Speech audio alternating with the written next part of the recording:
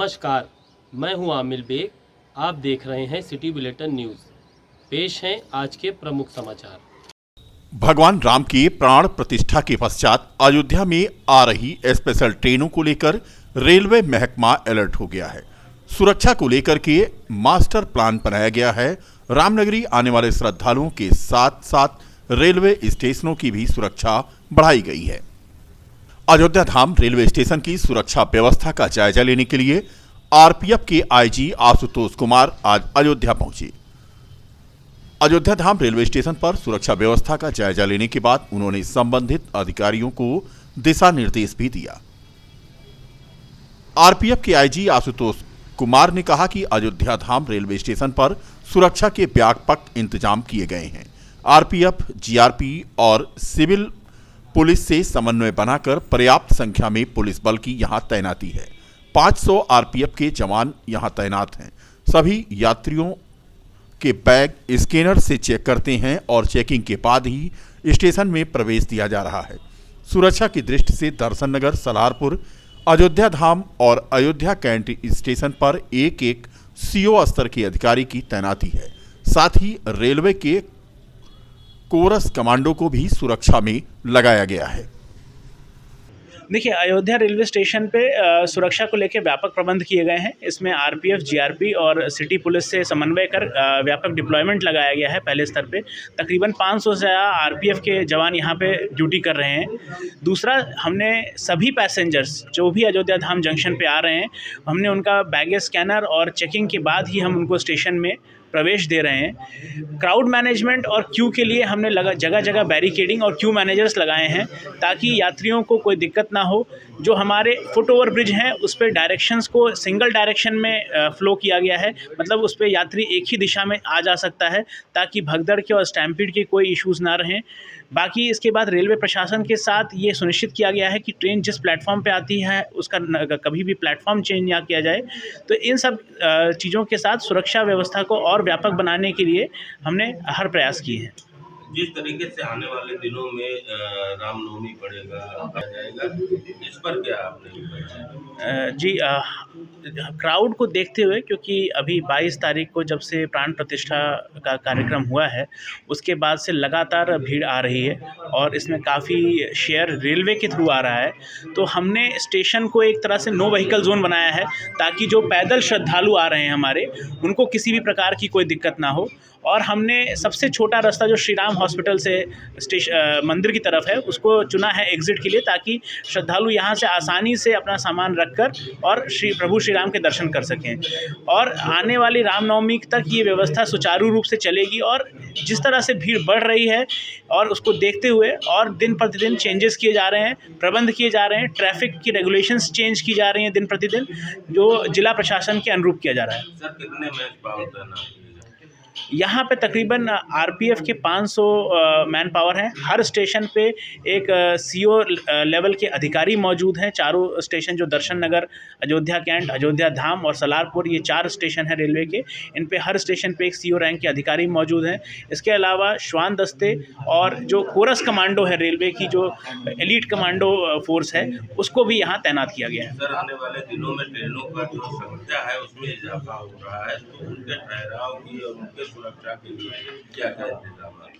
बिल्कुल, जो ट्रेनों की संख्या है, जो स्पेशल ट्रेन्स चल रही हैं और जो हमारी नियर ट्रेन चल रही हैं, दोनों की पूरी प्लानिंग रेलवे बोर्ड लेवल तक की गई है। बहुत हायर लेवल पे इसका डिस्कशन किया गया है और उसके बाद इसको फील्ड में इम्प्लीमेंट किया जा रहा है।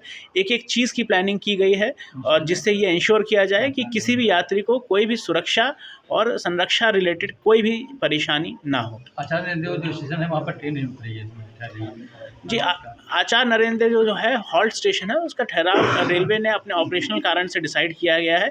और अयोध्या धाम जंक्शन जो एक छोटा स्टेशन हुआ था, आज इसकी कैपेसिटी लगभग 30 से 36 हज़ार पैसेंजर्स एक साथ उपस्थित करने की है। तो इस विषय में मैक्सिमम ट्रेनों को यहाँ पे रोका जा रहा है और सुरक्षा के व्यापक प्रबंध भी यहीं किए गए हैं। प्रयागराज हाईवे पर हादसों का दौर जारी है। मंगलवार को शेरपुर पारा के पास बीकापुर से खजुराहट की ओर जा रहे मजरुद्दीनपुर निवासी अभिषेक मौर्य और उनकी मौसी पूजा मौर्य सड़क हादसे में जहां घायल हो गईं, वहीं हादसे में दर्दनाक मंजर तब आया जब पूजा मौर्य के साथ बाइक पर सवार उनका 1 साल का बेटा, जिसकी दर्दनाक मौत हो गई। प्रत्यक्षदर्शियों की माने तो बाइक अनियंत्रित होकर टेम्पो से टकराई और बाइक पर सवार पूजा का 1 वर्षीय पुत्र छिटककर सड़क पर गिर गया और पीछे से आ रहे वाहन ने उसे कुचल दिया, जिससे उसकी दर्दनाक मौत हो गई। मौके पर पहुंची बीकापुर पुलिस ने कार्रवाई की। जिलाधिकारी नीतीश कुमार ने नव्य अयोध्या में पर्यटन विकास निगम द्वारा बनाए जा रहे नव्य अयोध्या टेंट सिटी का स्थलीय निरीक्षण किया।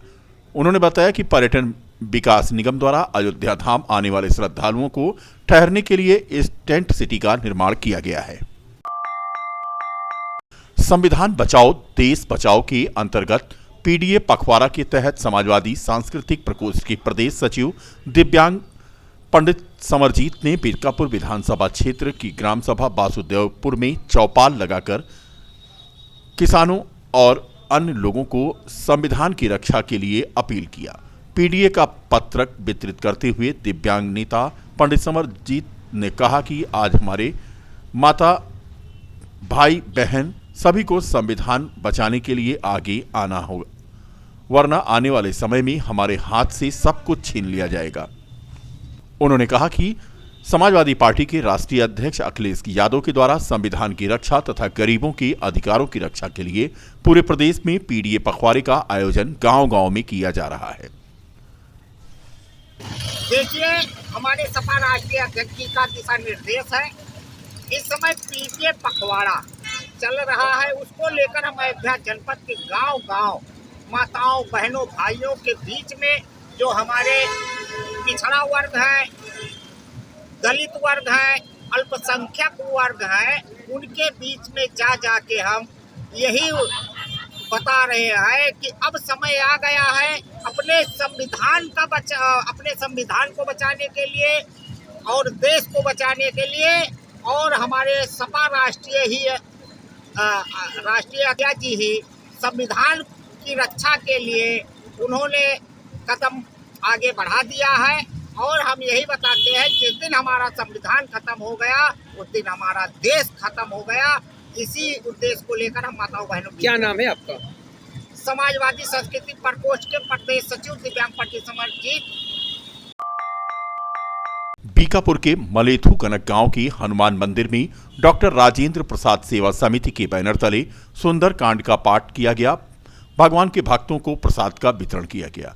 इस कार्यक्रम में गरीबों को कंबल वितरित करते हुए यहां राम राज की स्थापना की संकल्पना की गई। समिति के अध्यक्ष सुनील कुमार श्रीवास्तव ने इस सत्र के 25,000 गरीबों को कंबल वितरण करने की संकल्पना की है। इस दौरान उन्होंने स्थानीय विधायक अमित सिंह चौहान की उपस्थिति में कंबल वितरित किया और कहा कि आने वाले वर्षों में वह 10 लाख लाभार्थियों को कंबल वितरित करेंगे। कंबल वितरण कार्यक्रम में मुख्य रूप से पूर्व जिला पंचायत सदस्य अवंत तिवारी सिक्कू, बाबा विश्वनाथ पीजी कॉलेज के प्रबंधक दिग्विजय सिंह बक्कू, अमित सिंह, प्रमोद सिंह आदि मौजूद रहे। डॉक्टर राजेंद्र प्रसाद विकास समिति के तत्वाधान में आज कम्बल वितरण कार्यक्रम का आयोजन हनुमान मंदिर, चिंताहरण हनुमान मंदिर, रेलवे स्टेशन मलेथू कनक बीकापुर में संपन्न हुआ। आज का कार्यक्रम था सुंदरकांड का पाठ और प्रसाद वितरण का कार्यक्रम। यहाँ पे प्रभु श्री राम जी अपने महल में विराजमान हुए, 500 साल का जो तप था वो पूरा हुआ। और अपने महल में विराज होने तो चूँकि हम लोग अयोध्या वासी हैं और हम लोगों का मूल कर्तव्य बनता है कि हम लोग प्रभु के इस आगमन को भव्य रूप से मनाएं। इसी उपलक्ष्य में चूँकि हमारा कम्बल वितरण का कार्यक्रम तो पिछले 7 वर्षों से लगातार बीकापुर क्षेत्र के विभिन्न गांवों में चल रहा है और 27 अक्टूबर से लेके आज दिनांक 31 जनवरी तक पूरा होना था। आज 30 तारीख को हम यहाँ विराम दे रहे हैं और 31 तारीख को कल योगेश्वर धाम भोलेनाथ के मंदिर लखनऊ गोमती नगर में कम्बल वितरण कार्यक्रम पूरा करके समाप्त कर देंगे। इस 25,000 कम्बल वितरण का लक्ष्य पूरा किया है और अपने जीवन काल में 10 लाख कम्बल बांटने का, अगर प्रभु ने मुझे स्वस्थ रखा, हनुमान जी की कृपा रही भोलेनाथ की, तो 10 लाख कम्बल गरीबों में वितरण करने का लक्ष्य हमारा है। इसे जरूर पूरा। अभी तक कितना कम्बल वितरण? अभी तक हमने 75,000 कम्बल वितरण का कार्य पूरा किया है। चलिए। मोक्ष प्राप्ति का मार्ग दिखाने वाले आशुतोष महाराज को उठाने के लिए आनंद आश्रम की आशुतोषाम्बरी मां ने भी समाधि ले ली। विश्व में शांति एवं कल्याण हो, साथ ही सर्व श्री आशुतोष महाराज को समाधि से उठाने के लिए ये समाधि ली गई। महापुरुषों का जब जब धरा पर अवतरण हुआ है, उनका कोई न कोई विशेष उद्देश्य रहा है। संसार में महत्वपूर्ण कार्य को करने के लिए ही गुरु मां ने निर्विकल्प समाधि ली है, यह कहना था उनकी शिष्या का। रिकाबगंज स्थित आनंद आश्रम में उनकी शिष्याओं ने सिटी बुलेटिन से खास बातचीत की। और हम सभी हमारी गुरु माँ परम पूजनीय परम वंदनीय माँ आशुतोषाम्बरी जी की शिष्याएँ हैं। आप सभी को मैं सूचित करना चाहूँगी इसके माध्यम से कि कल 28 जनवरी सुबह 4:30 बजे हमारी गुरु माँ परम पूजनीय माँ आशुतोषाम्बरी जी ने निर्विकल्प समाधि में प्रवेश कर लिया है। और इस समाधि को लेने का एक बहुत बड़ा उद्देश्य है, क्योंकि जैसा हम जानते हैं, इतिहास साक्षी है कि जब भी कोई पूर्ण साधु संत समाधि को धारण करते हैं तो उसका बहुत बड़ा लक्ष्य होता है। और माँ का लक्ष्य है कि वो सर श्री आशुतोष महाराज जी, जो दिव्य ज्योति जागृति संस्थान के संचालक एवं संपादक हैं, उनको वो वापस समाधि से वापस लेकर आएंगी। यह लक्ष्य है, यह उद्देश्य है। इसी उद्देश्य को लेकर उन्होंने समाधि ली है। और महाराज जी, जैसा कि आप लोग जानते हैं कि पिछले 10 सालों से 2014 से आज 2024 हो गया है, पिछले 10 सालों से महाराज जी समाधि में हैं। और वो कब लौटेंगे, कैसे लौटेंगे, यह कोई नहीं जानता है। सभी का कहना है कि अपने आप समाधि में गए थे, अपने आप आएंगे। परंतु हमारा इतिहास इस चीज़ का उदाहरण है बहुत बड़ा कि जब भी कोई साधु संत समाधि में जाते हैं तो उनके जो शिष्य होते हैं वहाँ उनको लौटाते हैं आगे आके, क्योंकि उसका एक विधान होता है। जब साधु संत समाधिस्थ होते हैं तो उनको देह के संरक्षण की भी एक प्रक्रिया होती है, जो समाधि से लौटने की भी एक प्रक्रिया होती है। और ऐसा एक शिष्य करता है जिसको वो गुरु बता के जाते हैं। एक शिष्य का माध्यम बहुत आवश्यक होता है गुरु को समाधि से लौटाने के लिए। और यह कोई नहीं जानता है इस समय कि महाराज जी समाधि से कैसे लौटेंगे। ऐसे में हमारी गुरु माँ, जो कि इस समय की पूर्ण सतगुरु हैं, परम पूजनीय माँ आशुतोषाम्बरी जी, उन्होंने यह संकल्प धारण किया है कि वह सर श्री आशुतोष महाराज जी को समाधि से लौटाएंगी। और इसी कारण से उन्होंने निर्विकल्प समाधि ली है इस समय। सर्व श्री आशुतोष भगवान की जय। मेरा नाम है साध्वी ज्योति प्रभा भारती और मैं इस चैनल के माध्यम से सभी भक्तों को ये सूचना देना चाहूँगी कि मेरी गुरु माँ परम पूजनीय परम वंदनीय माँ आशुतोषाम्बरी जी, जो आज के समय के पूर्ण सतगुरु हैं, पूर्ण शक्ति हैं, जो इस धराधाम पर उस ब्रह्म ज्ञान को दे रही हैं, जिसके द्वारा सबके अंतर्घट में ईश्वर का दर्शन होता है। उन्होंने कल 28 जनवरी 2024 को सुबह प्रभात बेला में 4:33 पर निर्विकल्प समाधि को धारण कर लिया है। जैसा कि हम जानते हैं कि हमारी भारत भूमि में जितने भी साधु संतों ने, जितने भी संत महापुरुषों ने समाधि को धारण किया तो एक उद्देश्य के कारण किया।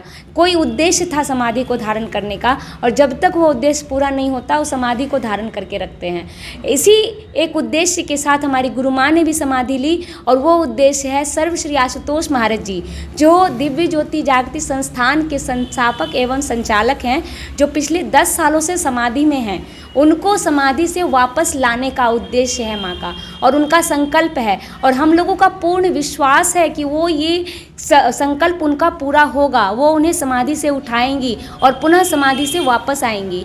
क्योंकि आज तक मैंने देखा है, मुझे 8 साल हो गए हैं संन्यास में माँ के साथ, तो मैंने देखा है जब जब माँ ने कोई भविष्यवाणी की है, हंसते हुए भी कुछ कहा है, तो वो पूरा हुआ है।